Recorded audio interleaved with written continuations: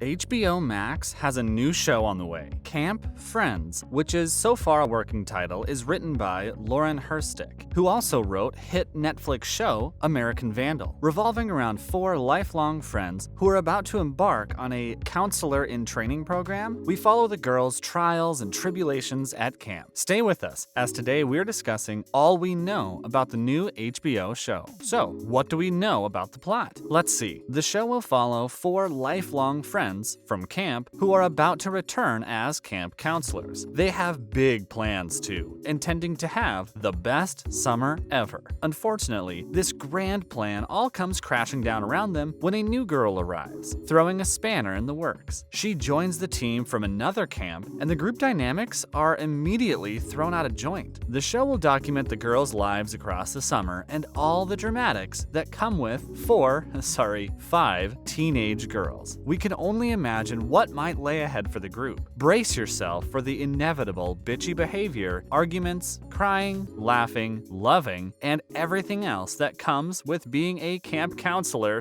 / young lady. What about Herstick's other projects then? We also revealed above, the show was written by American Vandal writer Laura Herstick. Her previous efforts follow a group of students who conduct their own investigation into crimes which have taken place at their school in the form of a mockumentary. In the first season, the majority of the faculty cars are vandalized in the staff car park, the phallic shape images appearing on them. The prime suspect is Dylan Maxwell, class clown and village idiot, who appears to be the obvious culprit. The show then follows Peter Maldonado and Sam Eklund as they explore the crime scene and theorize who might be responsible for the Willies. Ultimately, the boys have Dylan reinstated at school as they ultimately think he's too dumb to pull off something of this magnitude. Dylan's alibi is that his phallic drawings always have testicle hair. We would hope he would come up with a better defense if he was ever accused of anything more serious. Season 2 follows a much more disgusting incident in the school cafeteria in which half of the student body drank from spiked lemonade, resulting in them defecating themselves. Grim. Similar to season 1, a scapegoat is made of Kevin McLean, the school outcast, but Peter and Sam are on hand once again to get to the bottom, no pun intended, of the case. And what do we know about the writer herself? Thanks to her work on the groundbreaking American Vandal, Herstick collected a Peabody Award, which is named after American businessman and philanthropist George Peabody.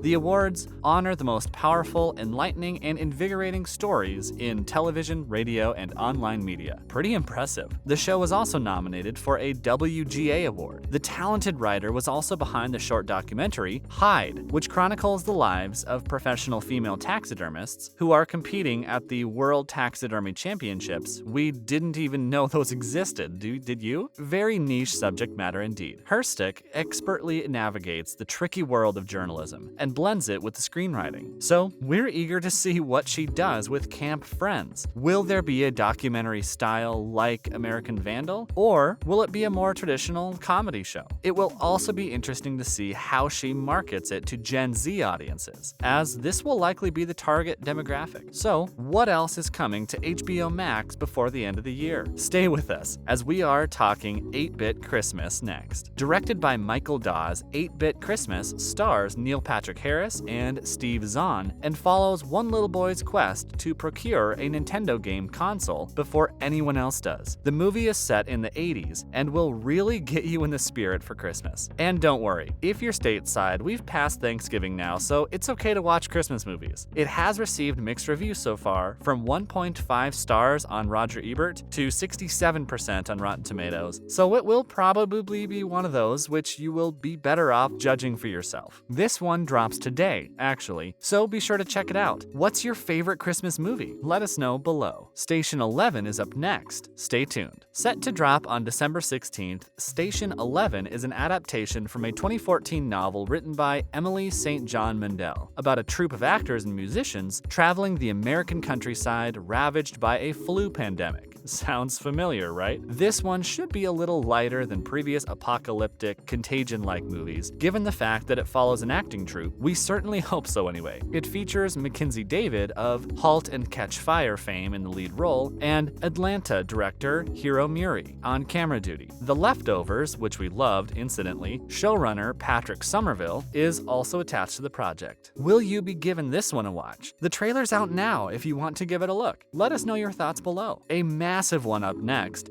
Keanu Reeves in Matrix 4. Don't go anywhere. Are you sitting down? Hopefully you are, because December 22nd sees the return of Neo, right in time for Christmas. How cool is this? The first promo trailer for the fourth installment saw Neo and Trinity being brought back to life, and we think Morpheus won't be far behind them. Newcomer to the franchise, Neil Patrick Harris, commented, "I think Lana Wachowski has a great inclusive energy. Her style has shifted visually from what she's done to do what she's currently doing. I've always wanted to be a lead in a big giant action movie with wires and stuff, and this is not bad for me, but it's certainly tangential and fun for me to be able to play in a sandbox a little bit." Not giving much away then, Neil. With most of the original crew reprising their roles, it is certain we are in for a white-knuckle ride through the Matrix, and we cannot wait to see what is in store for Neo in this one. A new comedy series is up next. And Just Like That is a comedy series which joins back up with the Sex and the City characters as they attempt to tackle life in their 50s. Carrie, Charlotte, and Miranda are dealing with family life and love in the Big Apple, and we're hoping this one will be just as successful as the original. Unfortunately, there will be no Kim Cattrall, who passed on reprising the role of the, shall we say, liberal Samantha. So it will be interesting to see how the girls explain that one away. Will she have died on the show? We certainly hope not. Will you be watching the new SATC spinoff? Let us know below. So, what else is happening over at HBO? Some Dune news now. HBO Max did the general public a massive, solid last month. While many members of the public were still anxious about returning to movie theaters, the studio decided to release some of its movies simultaneously for 1 month, for no additional cost. Pretty cool, right? We thought so. Well, that month has come and gone. With it, Dune has disappeared off the service, and fans have not held back from venting their frustrations. Not to worry though, you can still catch Dune on the big screen if you don't mind sitting in a theater. It shouldn't be that crowded now, as it's been out for ages. Let us know what you think of Dune below if you've seen it already. We're talking The Weeknd next. Stick around. We can reveal today that HBO has officially ordered The Idol, brainchild of megastar hitmaker The Weeknd, who will also star in the project. The series will run over 6 episodes and is set, maybe unsurprisingly, in the music industry. It will focus on a modern-day cult leader and self-help guru who gets involved with a young pop sensation. Sounds juicy. Co-starring with The Weeknd is Lily Rose Depp, daughter of Johnny and his ex Vanessa Paradis. This will be the 22-year-old's first foray into TV, although she has been in a few films so far, including The King. Amy Seimetz will be directing, and we also have news on other actors who have recently been recruited. Susanna Sun, Melanie LeBird, Tunde Adebimbe, Steve Zissou, Troye Sivan, Elizabeth Berkley Lauren, Nico Haraga, and Anne Hetchy are all set to appear. Sun, Zissou, and Sivan will have regular roles, while the other 5 are recurring. The Weeknd will also co-write the project, as well as having an executive producer credit. Francesca Orsi, executive VP of HBO programming, said, "When the multi-talented Abel, The Weeknd Tesfaye, Riza Fahim, and Sam Levinson brought us The Idol, it was clear their submersive, revelatory take on the cult of the music industry was unlike anything HBO had ever done before." Shortly after, the brilliant duo of Joe Epstein and Amy Seimetz joined forces with the rest of the team, and this dream became a reality.